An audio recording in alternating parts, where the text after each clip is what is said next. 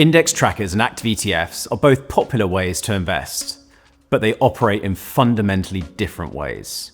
I'm Ted Malcolm, head of UK ETF Distribution at JP Morgan. So let's look at the basics.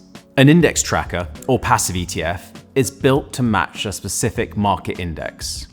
If the index rises 5%, the ETF aims to do the same, minus minimal fees.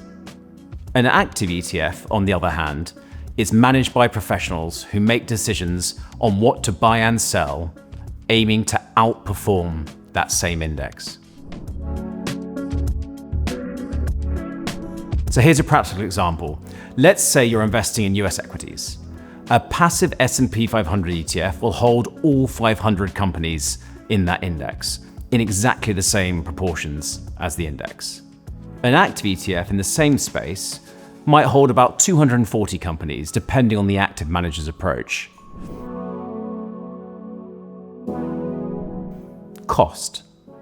Passive ETFs typically have lower fees, sometimes as little as 3 basis points a year. Depending on how active the strategy is, active ETFs cost more, typically between 20 to 50 basis points. Flexibility. Passive ETFs stick to the index. That's useful for transparency and predictability.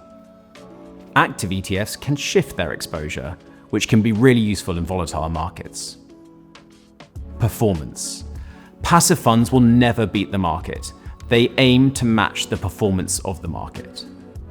Active ETFs have the potential to outperform, but also to underperform. Importantly, these two approaches don't have to compete.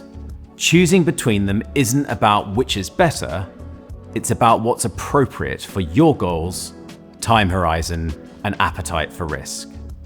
Understanding the difference helps you build a more thoughtful, diversified portfolio.